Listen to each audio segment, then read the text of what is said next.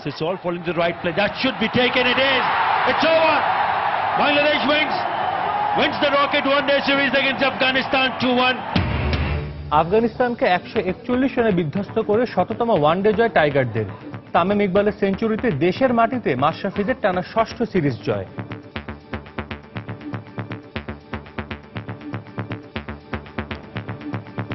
দর্শক সমর্থকদের বাদ ভাঙা উল্লাস। স্ট্রং ভাবে কামব্যাক করলাম এবং আমরা পুরো বাংলাদেশকে নতুন করে আবার পেয়েছি, যা ইংল্যান্ড সিরিজে আমাদের বুস্ট আপ করবে। সেকেন্ড ম্যাচে যদি 75 পারফর্ম করতে পারতাম, সেক্ষেত্রে অবশ্যই আমরা সেকেন্ড ম্যাচটা জিততে পারতাম। মাঠের খেলার মাঠের বাইরের খেলার উত্তেজনা, এসব নিয়ে আমাদের নিয়মিত আয়োজন খেলার সময়। আর এই আয়োজনে আপনাদের সঙ্গে আছে আমি সাজিদ মুস্তাহিদ। দর্শক, বাংলাদেশ আফগানিস্তান ম্যাচ বিশ্লেষণ করতে আমাদের স্টুডিওতে উপস্থিত আছেন জাতীয় দলের সাবেক ক্রিকেটার নিয়ামুর রশিদ রাহুল। রাহুল ভাই, আপনাকে স্বাগত। বাংলাদেশ আজকে একটা মাইল ফলকে স্পর্শ করছে, শততম জয়, এবং তার সাথে স্বস্তি কিন্তু এসেছে যে আফগানিস্তানের বিপক্ষে সিরিজ জিতেছে। আমরা কথা বলবো এইসব নিয়ে, তার আগে ম্যাচ রিপোর্ট আমরা একটু দেখব। শুরুতেই বাংলাদেশ আফগানিস্তান ওয়ানডে সিরিজের খবর। দাপটের সঙ্গে ওয়ানডেতে শততম জয় নিশ্চিত করল বাংলাদেশ। আফগানদের একরকম উড়িয়ে দিয়ে শেষ ওয়ানডেতে 141 রানে জয় পেয়েছে মাশরাফির দল। সেই সাথে ঘরের মাটিতে টানা ষষ্ঠ সিরিজ জিতল টাইগাররা। মিরপুরে সিরিজ নির্ধারণী তৃতীয় ওয়ানডেতে আগে ব্যাট করে তামিম ইকবালের সেঞ্চুরিতে ভর করে 279 রান করে বাংলাদেশ। জবাবে মোশাররফ রুবেল, তাসকিনদের বোলিং তোপে মাত্র 138 রানে গুটিয়ে যায় আফগানিস্তান। ম্যাচ ও সিরিজ সেরা হয়েছেন তামিম ইকবাল। ম্যাচের বয়স তখন 3 ওভার রানিংয়ে আফগান অধিনায়ক আসগরের হাতে তামিম এভাবে জীবন ফিরে পাবেন কেউ হয়তো তা ভুলেও ভাবেননি। নতুন জীবন পেয়ে ইনিংসটাকে সাজালেন রঙিন ভাবে। নিয়মিত একাদশের লাইফ লাইনে থাকা সৌম্যর ফেরার পর ততক্ষণে ওয়ান ডাউনে প্রমোশন পাওয়া সাব্বির সুযোগটা কাজে লাগালেন দারুণভাবে। অভিজ্ঞ তামিম আর সাব্বির উইকেটের চারপাশে বল উড়িয়ে আর গড়িয়ে আছড়ে ফেললেন বহুবার। তবে দ্বিতীয় উইকেটে তামিমের সাথে 140 রানের জুটি গড়ে ওয়ানডে ক্যারিয়ার সেরা 65 রান করে সাব্বির প্যাভিলিয়নে ফিরলেও জোর দাবি জানালেন ওয়ান ডাউনে এই ফরম্যাটে তিনিই পরিণত। আফগান বোলারদের হাপিত্যের তুলে আগ্রাসী তামিম মিরপুরের মাটিতে পঞ্চম আর ক্যারিয়ারে সপ্তম সেঞ্চুরি উদযাপন করলেন এভাবেই। হাত খুলে খেলতে থাকা তামিম 118 রান করে আউট হলে স্কোরবোর্ডে 3 উইকেটে 112 রান টাইগারদের। বাংলাদেশের ইনিংস শেষ হতে তখনও বাকি 68 বল। আফগানদের বিপক্ষে স্বাভাবিকভাবেই 300-এর বেশি স্কোরের স্বপ্ন ক্রিকেট পিয়াসীদের, কিন্তু স্লো ওভারে এসে পুরনো রোগে আক্রান্ত বাংলাদেশ। শেষ 68 বলে আসলো মাত্র 67 রান, তাও অভিজ্ঞ সাকিব মুশফিকের ব্যর্থতার মিছিলের মাঝে আলো ছড়িয়ে 32 রানের ক্যামিও ইনিংস খেলা মাহমুদুল্লাহর বদলতে। দলীয় স্কোর 300 হতেই পারত, কেন হলো না? এই রোগ সারাতে কোচ হাতুরু সিংকে নতুন করে ভাবতে হবে। তারপরও আফগানদের বিপক্ষে সর্বোচ্চ দলীয় স্কোর 279 রান পায় বাংলাদেশ। 280 রান তাড়া করে জয়ের রেকর্ড নেই আফগানদের। ওভার প্রতি আস্কিং রান রেটও ছিল 6-এর কাছাকাছি। এমন সমীকরণে মাশরাফির ড্রিম ডেলিভারিতে স্টেম উপড়ে পড়ে ওপেনার শাহজাদের।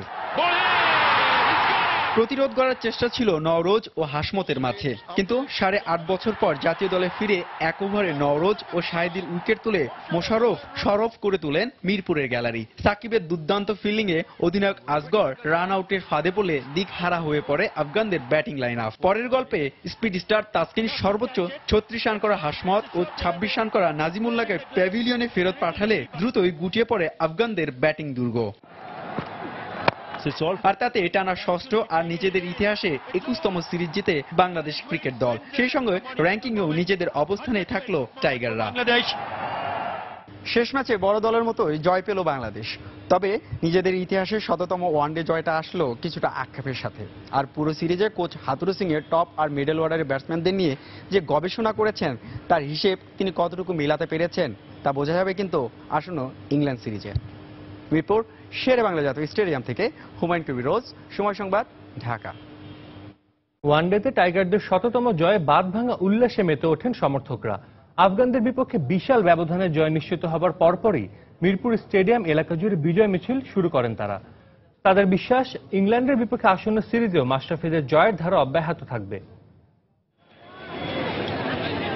প্রথম ম্যাচে জয়ের পর দ্বিতীয় ম্যাচে স্বপ্নভঙ্গ হয়েছিল বাংলাদেশের টাইগার ভক্তদের। তবুও সিরিজের তৃতীয় ও শেষ ম্যাচে সেই কষ্ট পেছনে ফেলে মাশরাফিদের সমর্থনে গর্জে উঠতে নতুন উদ্যমে হাজির হয়েছিল ক্রিকেট প্রেমীরা। আশা করি ঘুরে দাঁড়াবে এই ম্যাচে, অনেক ভালো খেলবে বাংলাদেশ। শুভকামনা টাইগারদের জন্য। বাংলাদেশ কিন্তু শেষ পর্যন্ত লড়াইটা করছিল, খুব কম রান করছে, বাট শেষ পর্যন্ত লড়াইটা করছে। আজকেও ভালো খেলবে ইনশাল্লাহ। আশা করি অবশ্যই আমরা আজকে একটা শুধু জয় না, বড় ধরনের জয় পাবো। ম্যাচের পুরোটা সময় ধরে মাঠে উপস্থিত হাজারো দর্শক বারবার গর্জে উঠে গলা ফাটিয়েছেন মাশরাফি তামিম বলে। আর সেই গর্জনে স্বপ্ন পূরণের লক্ষ্যের সামনে টেকেনি দ্বিতীয় ম্যাচের হারের ক্ষত।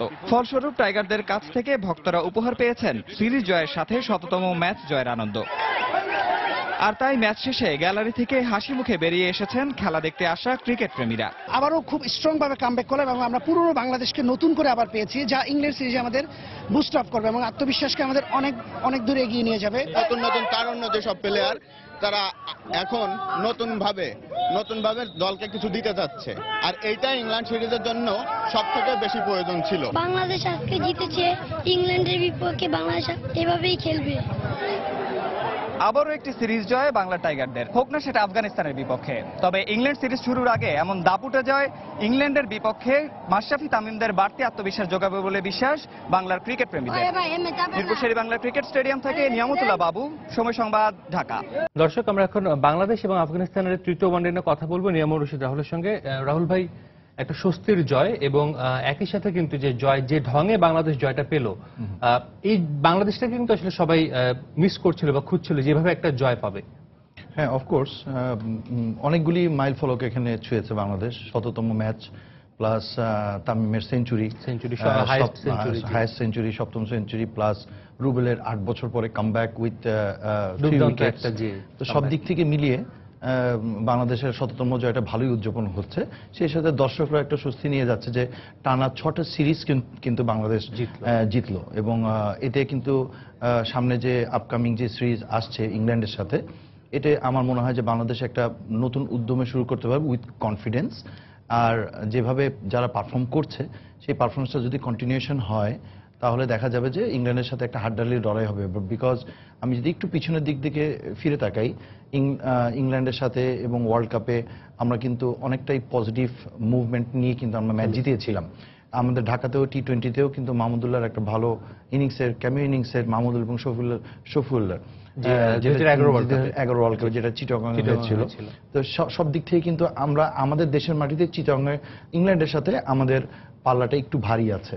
তো এই সবকিছু মিলিয়ে ভালো ভালো কিছু স্মৃতি যদি আমরা রিকল করতে পারি তাহলে আগামী সিরিজটাকে আমরা ভালোই একটা দিক যেতে পারবো বলে আমার বিশ্বাস।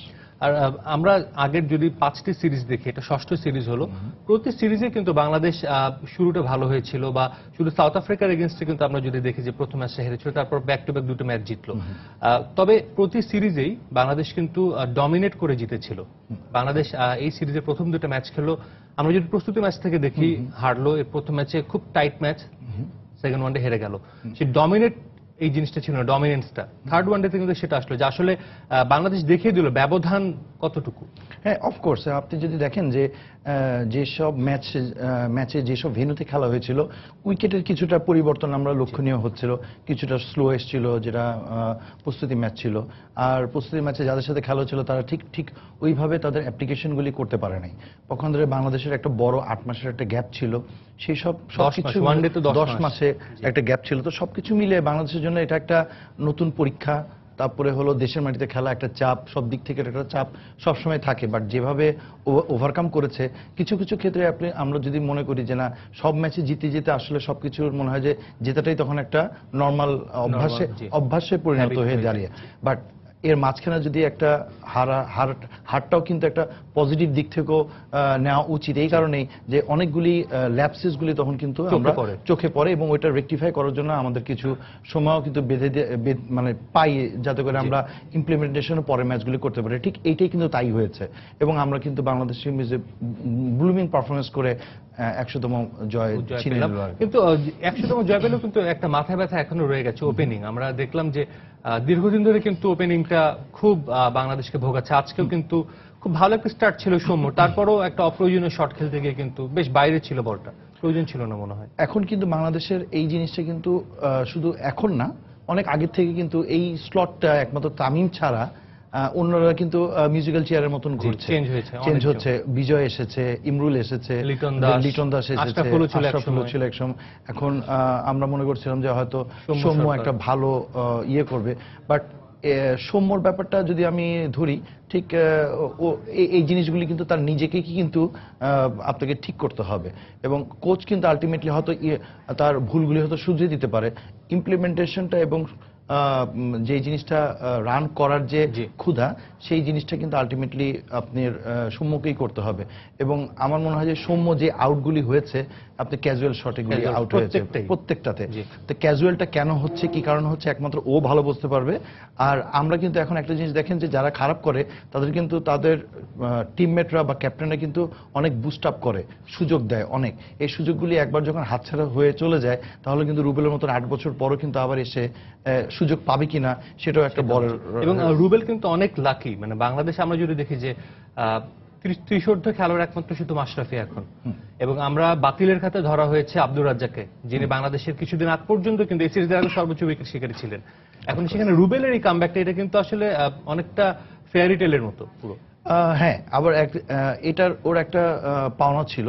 আমার যতটুক আমি যেভাবে ম্যাচগুলি দেখি বা পর্যালোচনা করি, আপনি ম্যাচ রেফারি হিসেবে অনেক ম্যাচ দেখেছি, এবং ও কিন্তু আসলে খুব কনসিস্টেন্টলি পারফরমেন্স করেছে। আপনি ওয়ানডেতে বলেন, টি20 বলেন, 4 ডে ম্যাচগুলিতে বলেন, এবং উইথ ব্যাটিং। আজকে যে ঠিক যেভাবে যে সময়টুকু ব্যাটিং করছিল, একটু টেনশনে ছিল, স্বাভাবিক টেনশন ছিল। তা আমার মনে হয় যে ওয়ানডেতে আসলে আমি রুবেলের কাছে ঠিক ওরকম রান কিন্তু আমি আশা করব না টপ অর্ডারের কাছ থেকে, যতটুকু আমি আশা করব। রুবেলের কাছে কিন্তু আমি উইকেটটাই কিন্তু বেশি আশা করব। তো ও বোলিং অলরাউন্ডার হিসেবে খেলেছে। তা আমার মনে হয় যে ওর কাজটা করেছে, এবং আমার মনে হয় যে এই ধরনের কিছু কিছু ভালো ভালো প্লেয়াররা যারা পারফর্ম করে, তাদেরকে যদি আবার সুযোগ দেওয়া হয়, আমার মনে হয় যে তারা হয়তো দেশের জন্য কোনো না কোনো ভালো কোনো কিছু বয়ে নিয়ে আসবে। নিয়ামুর রশিদ রাহুল ভাই, আমরা আপনার সাথে কথা বলবো, তবে আজ কিন্তু বিসিবি সভাপতি নাজমুল হাসান পাপনও কথা বলেছেন যে তিনি প্রথম 2টা ম্যাচে বাংলাদেশের পারফরমেন্সে সন্তুষ্ট ছিলেন না। তিনি কি বলেছেন সেটা একটু আমরা দেখে আসি। প্রথম 2 ম্যাচে ব্যাটিং খুব একটা ভালো না হলেও ক্রিকেটারদের উপর আস্থা ছিল বিসিবি সভাপতি নাজমুল হাসান পাপনের। আফগানিস্তানের বিপক্ষে সিরিজ জয়ের পর এবার পালা ইংল্যান্ডের। বিসিবি সভাপতির বিশ্বাস, ইংল্যান্ড শক্তিশালী দল হলেও দারুণ উপভোগ্য হবে সামনের সিরিজটি। অনেক দিনের পরের জন্য কিনা জানি না, তবে ব্যাটিংয়ে একটু ছন্দপতন তো হয়েইছে, আমরা দেখেছি আগের 2টো ম্যাচে। তবে আমাদের বিশ্বাস ছিল যে বাংলাদেশ তাদের ন্যাচারাল খেলাটা আবার ফেরত পাবে, কারণ প্লেয়ার তো একই আছে এবং তাদের স্কিলও আছে। ইংল্যান্ড অত্যন্ত শক্তিশালী দল, তাদের বিশেষ করে তাদের recent performance is very strong. তারা পাকিস্তানের মতো একটা শক্তিশালী বোলিং সাইডের এগেনস্টে যে ব্যাটিং করেছে, এবং আমরা মনে করি যে ইংল্যান্ড এসেছে, সেই জন্য প্রথমে আমি ইংল্যান্ড টিমকে ধন্যবাদ জানাই। একটা সুন্দর ক্রিকেট খেলা আমরা উপহার দিব, সেই প্রত্যাশা নিয়েই আমরা আছি। দর্শক, আমরা বিসিবি সভাপতির কি বলেছেন সেটা শুনছিলাম। আমরা আবার আলোচনায় ফিরছি। রাহুল ভাই, সাব্বির রহমান কিন্তু আজ তার ব্যাটিং অর্ডারে একটু উন্নতি হলো এবং তার প্রিয় পজিশনে খেলেছে, এবং আমরা দেখলাম যে কতটা কার্যকর তিনি। এই সিরিজটি ছিল কিন্তু আসলে পরীক্ষা নিরীক্ষার। সবাই বলছিল যে একটু গা গরমের, ইংল্যান্ড আসবে, সামনে একটা লম্বা সিজন বাংলাদেশের।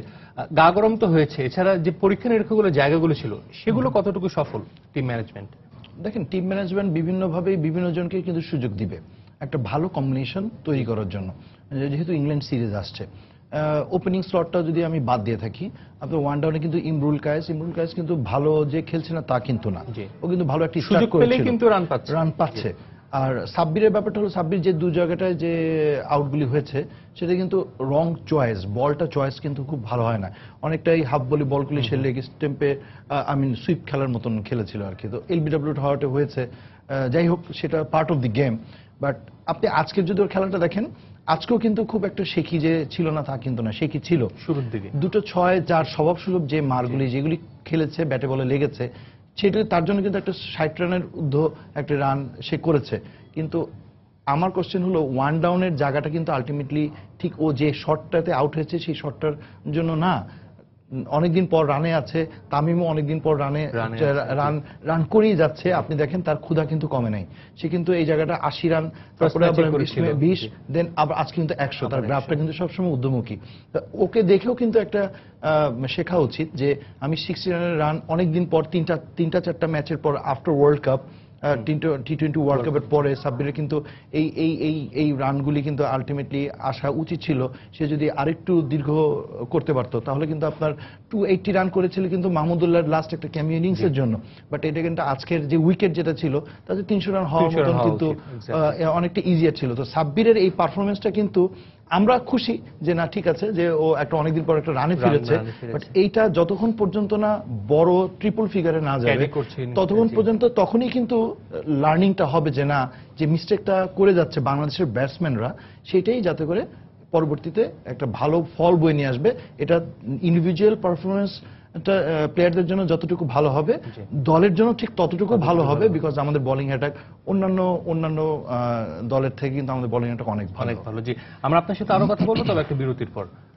আফগানিস্তানের বিপক্ষে সিরিজের শেষ ওয়ানডেতে সেঞ্চুরি তুলে এখন দেশের হয়ে সর্বোচ্চ সেঞ্চুরির মালিক Tamim Iqbal.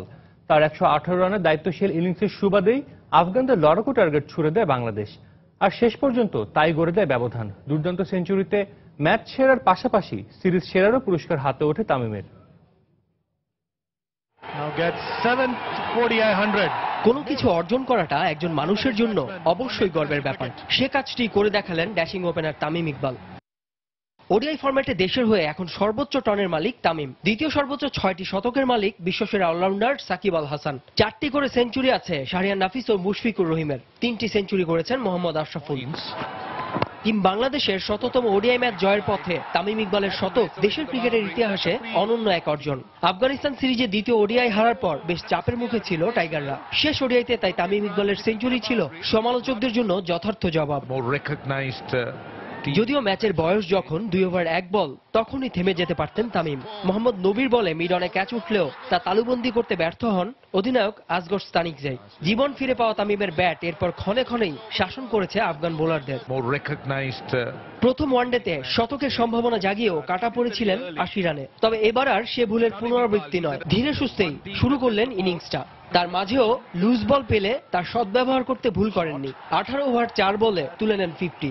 Bangladesh need a big score here, they need to bat. এরপর সাব্বির রহমান আর সাকিবের সমর্থনে বাংলাদেশের রানের চাকাটা সচল রেখেছেন সর্বদাই। 36 ওভার 1 বলে আসে সেই কাঙ্ক্ষিত সাফল্য। 111 বল খেলে 10-4-এ পৌঁছে যান ম্যাজিক ফিগারে। তামিম ইকবাল এরপর যতক্ষণই ক্রিজে ছিলেন নিজের আসল রূপটা যেন মেলে ধরেছিলেন পাওয়ার প্লেতে। 38তম ওভারে 2-6 আর 1-4-এ তুলে নেন 16 রান। তবে হঠাৎ করেই থেমে গেল তামিম ঝয়। 38 ওভার 4 বলে মোহাম্মদ নবীর বলে নবীনের হাতে ক্যাচ তুলে যখন সাজঘরে ফেরেন তখন তামিমের রান 118। আফগান সিরিজে ব্যাটসম্যানদের ব্যর্থতার মাঝেও শেষ ওয়ানডেতে তামিম ইকবালের এমন সেঞ্চুরি ইংল্যান্ড সিরিজের আগে টিম ম্যানেজমেন্টের জন্য সত্যি স্বস্তির এক ব্যাপার। নাসির সুলতান, সময় সংবাদ, ঢাকা। ইংল্যান্ডের বিপক্ষে প্রস্তুতি ম্যাচকে সামনে রেখে 13 সদস্যের বিসিবি একাদশ দল ঘোষণা করেছে বাংলাদেশ ক্রিকেট বোর্ড। প্রস্তুতি ম্যাচ অনুষ্ঠিত হবে ফতুল্লার খান সাহেব ওসমান আলী স্টেডিয়ামে। 7 অক্টোবর ইংল্যান্ডের বিপক্ষে ওয়ানডে ম্যাচ দিয়ে শুরু হবে বাংলাদেশের এই সিরিজ। তার আগে বিসিবি একাদশের বিপক্ষে একটি একদিনের প্রস্তুতি ম্যাচ খেলবে ইংল্যান্ড। এ উপলক্ষে 13 সদস্যের বিসিবি একাদশ দল ঘোষণা করেছে বিসিবি। দলে আছেন ইমরুল কায়েস, সৌম্য সরকার, নাজমুল হোসেন শান্ত, নাসির হোসেন, শুভাগত হোম, আলামিন জুনিয়র, নুরুল হাসান সোহান, সঞ্জামুল ইসলাম, কামরুল ইসলাম রাব্বি, আলাউদ্দিন বাবু, আলামিন হোসেন, এবাদত হোসেন ও মোহাম্মদ মানিক। খেলার সময় আরও যা থাকছে: ভুটানের বিপক্ষে অ্যাওয়ে ম্যাচের জন্য জাতীয় ফুটবল দলের অনুশীলন ক্যাম্প শুরু। ফুটবলারদের ফিটনেস নিয়ে চিন্তিত কোচ। বিপিএলে বড় জয় চট্টগ্রাম আবাহনী ও আরামবাগের।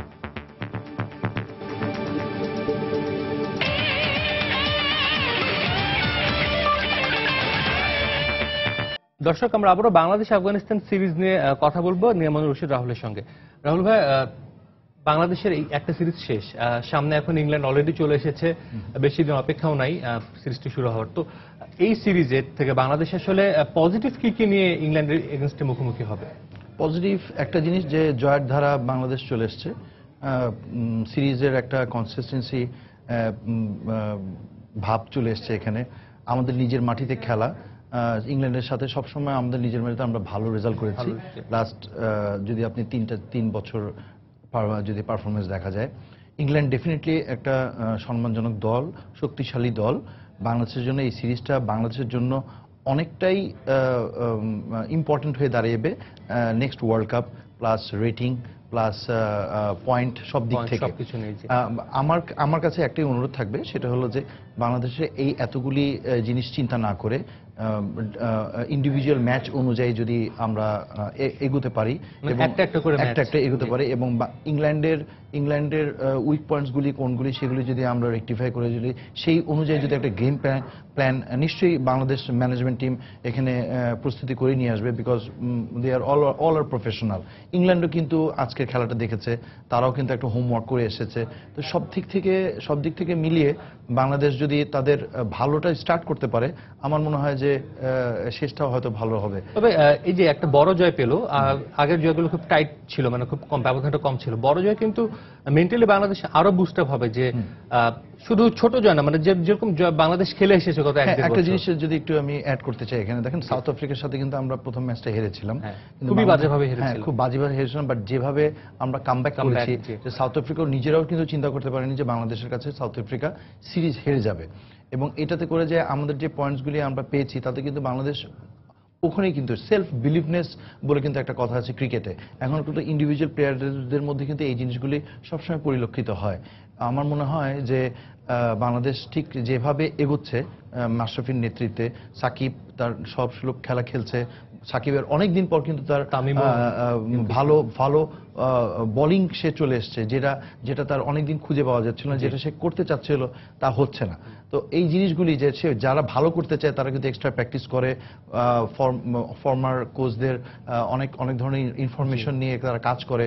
আমার মনে হয় যে সব দিক থেকে যদি এইভাবে করা যায়, যদি কিছু ভুলগুলি যদি রেকটিফাই করা যায়, ব্যাটসম্যানদের একটু দায়িত্ব নিয়ে যদি একটা বড় টোটাল সামনে যদি বোলারদের দেওয়া যায়, আমার মনে হয় যে বোলাররা আমাদের ফিল্ডিং সাইডটাও অনেক ভালো। প্লাস আরেকটি বিষয় যে এই সিরিজে আমরা দেখলাম মোসাদ্দেক হোসেন সৈকত, যার দুর্দান্ত একটা ডেবু হলো, এবং তার জন্য কিন্তু ম্যাচটা এত দূর যায়, তার ব্যাটিং এর জন্য, এবং বোলিংও সে ভালো করেছিল। আবার মোশাররফ হোসেন রুবেলের কামব্যাক, যদিও শফিউল দীর্ঘদিন পর এসেছে, তার হয়তোবা ভালো বল করেছে, কিন্তু উইকেট হতে বা পাননি, কিন্তু ভালো বল করেছে। সেক্ষেত্রে নেক্সট সিরিজের জন্য দল নির্বাচন করাটাও তো একটা বেশ দ্বন্দ্ব, মানে দ্বিধার মধ্যে থাকবে যে কাকে ছেড়ে কাকে নেবে। যদি এটা আমার কথা বলেন, হ্যাঁ ডেফিনেটলি এখন কিন্তু প্রতিযোগিতা অনেক চলে এসছে, কম্পিটিশন সবাই করছে, কম্পিটিশন সবার মধ্যে চলে এসছে, পারফরমেন্স ভালো করছে অনেকে। সো ন্যাশনাল টিমে ঢোকার জন্য কিন্তু অনেকে কিন্তু নক করছে দরজা। এখানে যদি আপনি যদি পেস বোলিং এর দিক থেকে দেখেন, তাহলে আলামিন কিন্তু একটা বড় অ্যাসেট আমাদের জন্য। ও কিন্তু সবসময় দেখবেন যে ওপেনিং স্লটে ব্রেক থ্রু দিয়ে যায়। প্লাস মাশরাফি তো আমাদের এক্সপিরিয়েন্স বলার আছেই, তাসকিন অনেকদিন পর তার পেস দিয়ে কাজ করবে। তো সব দিক থেকে কিন্তু সবাই কিন্তু ভালো একটা ফর্মে আছে। রুবেলের অনেকদিন পর যে অস্ত্রটা আমাদের দরকার ছিল সাকিবের সাথে, তার সাথে মোসাদ্দেক হোসেন, রুবেল প্লাস অকেশনালি যদি মাহমুদুল্লাহকে দিয়ে যদি কাজে লাগানো যায়, তো আমরা কিন্তু একটা গুড প্যাকেজ এবং অলরাউন্ডার টিম হিসেবে, মানে মাশরাফির কিন্তু অনেকগুলি অস্ত্র কিন্তু চলে এসছে। এখন শুধু আমাদের যে পারফরমেন্সটা যেভাবে করছি, আমাদের বিশ্বাস করতে হবে যে আমরা ইংল্যান্ডকে হারাতে পারবো, যেভাবে আমরা নিউজিল্যান্ড, পাকিস্তান, ভারত এবং সাউথ আফ্রিকাকে হারিয়েছি। আমার মনে হয় যে আফগানিস্তানের এই সিরিজটারও কিন্তু আমরা ভালো একটা পজিটিভ দিক নিয়ে যেতে পারবো ইংল্যান্ড সিরিজে। আমরা শফিউল ইসলাম একটা ম্যাচ খেলার সুযোগ পেলেন, সেক্ষেত্রে আপনি রুবেল আর আলামিনের কতটুকু কামব্যাকের চান্স দেখছেন ইংল্যান্ডের এগেইনস্টে? আলামিন, আমাদের সামনে একটা প্রস্তুতি ম্যাচ হবে 4 তারিখে, যেখানে আমি হয়তো ওখানে ম্যাচ রেফারি হিসেবে যে মানে করতে পারি আর কি। তো আমার মনে হয় যে ওখানে এই ভালোটা যদি ও করতে পারে, এমনি তো সে কিন্তু কনসিস্টেন্সি ভালো করছে, ভালো লিগেও ভালো বল করেছে। আমার মনে হয় যে এখানে যে কেউ ঢুকে যেতে পারে। শফিউল অনেকদিন পর ম্যাচ খেলেছে, আজকে বোলিংটা দেখে তার ভালো লেগেছে, ভালো অ্যাটাকিং মুডে ছিল। যদিও আমরা একটু ভালোই ফ্রন্ট ফুটে ছিলাম আফগানিস্তানের আজকের খেলাতে। তো সব দিক থেকে কিন্তু আমি বললাম, আগেই বলেছি যে বাংলাদেশের মাশরাফির অনেকগুলি অস্ত্র আছে। এখন টিম ম্যানেজমেন্ট এবং মাশরাফি এবং অন্যান্য দিয়ে ব্যাটসম্যান অপোনেন্টের কোন দিকটা উইক পয়েন্ট আছে সেই অনুযায়ী যদি আমরা টিম সিলেকশন করতে পারি, আমার মনে হয় যে ভালো একটা সিরিজ হবে। আপনার কাছে শেষ প্রশ্ন এবং ছোট করে জানতে চাইবো যে বাংলাদেশ ইংল্যান্ড সিরিজে আপনার প্রেডিকশনটা কি থাকবে যে আফটার মানে এই জয়ের পর এত সুন্দর একটা জয় এবং ব্যাটিং বলেন দুই বিভাগে কিন্তু বাংলাদেশ আজকে দুর্দান্ত ছিল, এই জয়ের পর ইংল্যান্ড সিরিজে আপনার প্রেডিকশন কি যে বাংলাদেশ শুরুটা কেমন হতে পারে বা পুরো সিরিজে কেমন করতে পারে? আমার কাছে 2-1 বাংলাদেশ 2 ইংল্যান্ড 1, একটা হয়তো ব্যাট প্যাচ হতে পারে, লাস্ট ম্যাচটায় লাস্ট থার্ড ওয়ানডেতে হয়তো ডিসাইডিং ম্যাচ হয়ে যেতে পারে। So let's hope for the best. আমরা বিং এ বাংলাদেশি ডেফিনেটলি আমি তো চাবই যে বাংলাদেশ সবসময় ভালো করুক, আর ইংল্যান্ডকেও আবার অতি উৎসাহে যাতে করে আবার আমাদের পথের মানে পা না কাটে সেটাও দেখতে হবে। ইংল্যান্ড ভালো টিম, শক্তিশালী টিম, এবং রিসেন্টলি পারফরমেন্স কিন্তু তাদের সাংঘাতিক, এবং ওয়ান ডে টিমটা কিন্তু অনেক ভালো। সো আমার মনে হয় যে বাংলাদেশকে গুড লাক জানানোটাই দরকার আর কি। রাহুল ভাই, আপনাকে অসংখ্য ধন্যবাদ আমাদের স্টুডিওতে এসে কথা বলেছেন, এবং আশা করছি এই আফগানিস্তানের লাস্ট ম্যাচের জয়ের ধারা পুরো সিরিজ অব্যাহত বজায় রাখবেন। ধন্যবাদ। আফগানিস্তানের বিপক্ষে বাংলাদেশের সিরিজের শেষ ম্যাচে অপ্রত্যাশিতভাবে মাঠে ঢুকে পড়া মেহেদী হাসান নামে দর্শককে মিরপুর মডেল থানায় নিয়ে জিজ্ঞাসাবাদ করা হয়েছে। সে পুলিশের কাছে দাবি করেছে মাশরাফির প্রতি ভালোবাসা থেকেই এমনটি করেছেন। তার এই ঘটনায় নিরাপত্তা কর্মীদের আরো সতর্ক হবার পরামর্শ দিয়েছেন ক্রীড়া বিষয়ক সংসদীয় কমিটির chairman Zahid Hasan Russell MP. M মামুনের তোলা ছবিতে বিস্তারিত জানাচ্ছেন হুমায়ুন কবির রোজ। নিরাপত্তা বলয় ফাঁকি দিয়ে ফুটবলের এই দুই তারকা লিওনেল মেসি কিংবা ক্রিশ্চিয়ানো রোনালদো দর্শকদের সীমাহীন আবেগের ভোগান্তির শিকার হয়েছেন, এমন অনেক উদাহরণ আছে ক্রীড়া বিশ্বে। কিন্তু বাংলাদেশের সবচেয়ে জনপ্রিয় খেলা ক্রিকেটে এমন ঘটনার গল্প নেই, তবে হলো। আফগানিস্তানের বিপক্ষে ম্যাচের শেষ ভাগে নিরাপত্তা কর্মীদের দূরবীন চোখকে ফাঁকি দিয়ে এক দর্শক ভোদূর মাঠের মধ্যে, অবাক স্টেডিয়ামের দর্শক থেকে শুরু করে ক্রিকেটাররা। অপ্রস্তুত মাশরাফি অন্ধভক্ত দর্শককে বেশ ভালোভাবেই সামলালেন। পরে নিরাপত্তা কর্মীরা তাকে মাঠের বাইরে নেয়। সময় সংবাদের ক্যামেরা ওই ভক্তকে খুঁজে পায় মিরপুর মডেল থানায়। সেখানে বিভিন্ন প্রশাসনের কর্মকর্তারা তাকে জেরা করেন। খোঁজ নিয়ে জানা যায় তার নাম মেহেদী হাসান। সে ধানমন্ডি ইউনাইটেড বিশ্ববিদ্যালয়ের শিক্ষার্থী। সে পুলিশের কাছে দাবি করেছে মাশরাফির প্রতি অনন্ত ভালোবাসার কারণে আবেগ নিয়ন্ত্রণ করতে পারেনি। তবে ক্রিকেট পিয়াসীরা ব্যাপারটি খুব স্বাভাবিকভাবেই নিয়েছেন। যদি আমরা খেলার দৃষ্টিকোণ থেকে দেখি তাহলে ঠিকই আছে। তার মনে কৌতূহল ধরে রাখতে না পারে, সে মাঠের মধ্যে প্রবেশ করে তার সাথে কোলাগুলি করতেছে। আপনি যদি আন্তর্জাতিক ম্যাচ হিসেবে করে থাকেন, সে মাশরাফির ভক্ত, সেই হিসাবে এটা মেনে নেওয়া যায়। আর অধিনায়ক মাশরাফিও ব্যাপারটি নিয়েছেন বেশ স্বাভাবিকভাবে। এই ধরনের ঘটনা ঘটে হয়তো বাংলাদেশে প্রথম বা আমার সাথে প্রথম হলো। ও যখন আসছিল এসে বলল যে আমি আপনার ফ্যানসও, আমি এই ধরনের ঘটনা ঘটে, সো আমি এটা খুব সিম্পলি নিয়েছি এবং আশা করি যেন তার কোনো সমস্যা না হয়। এদিকে ক্রীড়া বিষয়ক সংসদীয় কমিটির চেয়ারম্যান এই ঘটনা থেকে নিরাপত্তা কর্মীদের আরো সতর্ক হওয়ার পরামর্শ দেওয়ার পাশাপাশি বলেছেন ইংল্যান্ড সিরিজে এই ঘটনার কোনো প্রভাব পড়বে না। আইন শৃঙ্খলার সাথে দায়িত্ব পালন করছে, তাদেরকে আরো বেশি সতর্ক হতে হবে, কারণ এটা দিয়ে যে কোনো ধরনের দুর্ঘটনা ঘটতেও পারতো না। ইংল্যান্ড সিরিজে এই বিষয়, এটা একটা নর্মাল একটি বিষয়, এটা স্বাভাবিক একটা ঘটনা, এটা কোনো একটা বিষয় নয়। ঘটনাটি একেবারে অপ্রত্যাশিত। মিরপুর শেরেবাংলা জাতীয় স্টেডিয়াম আন্তর্জাতিক ম্যাচের স্বীকৃতি পাওয়ার পর এমন ঘটনা এর আগে কখনোই ঘটেনি, যেমনটি আজ ঘটেছে। গ্র্যান্ডস্ট্যান্ডের এখান থেকেই দর্শক সহজেই টপকে ভিতরে প্রবেশ করেছেন। সংশ্লিষ্টরা বলছেন নিরাপত্তা কর্মীরা সচেতন থাকলে হয়তো এমনটি হতো না। সে সাথে তারা এও বলছেন দর্শকদের দেশের স্বার্থে আবেগ নিয়ন্ত্রণ করতে হবে। মিরপুর শেরেবাংলা জাতীয় স্টেডিয়াম থেকে হুমায়ুন কবির রোজ, সময় সংবাদ, ঢাকা। ভুটানের বিপক্ষে অ্যাওয়ে ম্যাচ খেলতে অনুশীলন ক্যাম্পে যোগ দিয়েছেন ফুটবলাররা। তবে প্রাথমিক দলে ডাক পাওয়া 33 জনের মধ্যে প্রথম দিন অনুশীলন করেছেন মাত্র 12 জন। ম্যাচের আগে প্রস্তুতির জন্য পর্যাপ্ত সময় না পাওয়ার সঙ্গে জাতীয় দলের কোচ টম সেন্টফিট জানান ফুটবলাররা 90 মিনিট খেলার মতো ফিট নয়। সেই সাথে দলে একজন ফিজিক্যাল ট্রেনারের প্রয়োজনীয়তার কথাও বলেন তিনি। বর্তমান সময়ে বাংলাদেশ জাতীয় দলের ফুটবল মানেই যেন এক রাশ হতাশা। সাম্প্রতিক সময়ে মালদ্বীপের বিপক্ষে লজ্জাজনক হার, আর ভুটানের বিপক্ষে নিজের ঘরের মাঠে গোলশূন্য ড্র। ফিফা র্যাঙ্কিংয়ে বাংলাদেশ এখন নিজেদের সবচেয়ে বাজে অবস্থানে। এমন পরিসংখ্যানের সামনে দাঁড়িয়ে 10 অক্টোবর ভুটানের বিপক্ষে এশিয়ান কাপ কোয়ালিফায়ার প্লে অফের অ্যাওয়ে ম্যাচে মাঠে নামবে বাংলাদেশ। ভুটানের বিপক্ষের ম্যাচকে সামনে রেখে প্রাথমিক দলে ডাক পাওয়া খেলোয়াড়দের নিয়ে শুরু হয়েছে অনুশীলন ক্যাম্প। প্রথম দিনে 33 জনের মধ্যে মাত্র 12 জন ফুটবলার যোগ দিয়েছে ক্যাম্পে। তাদের নিয়েই অনুশীলন করেছে কোচ সেনফিট। সময় কম পাওয়ায় ক্ষোভ রয়েছে কোচের, সাথে ফুটবলারদের ফিটনেস নিয়েও শঙ্কিত তিনি।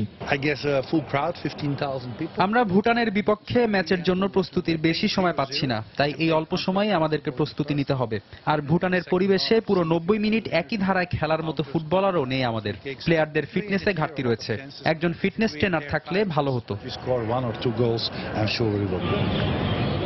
এদিকে দীর্ঘদিন পর জাতীয় দলে ডাক পাওয়া ফরওয়ার্ড এমিলি জানালেন আসার কথা।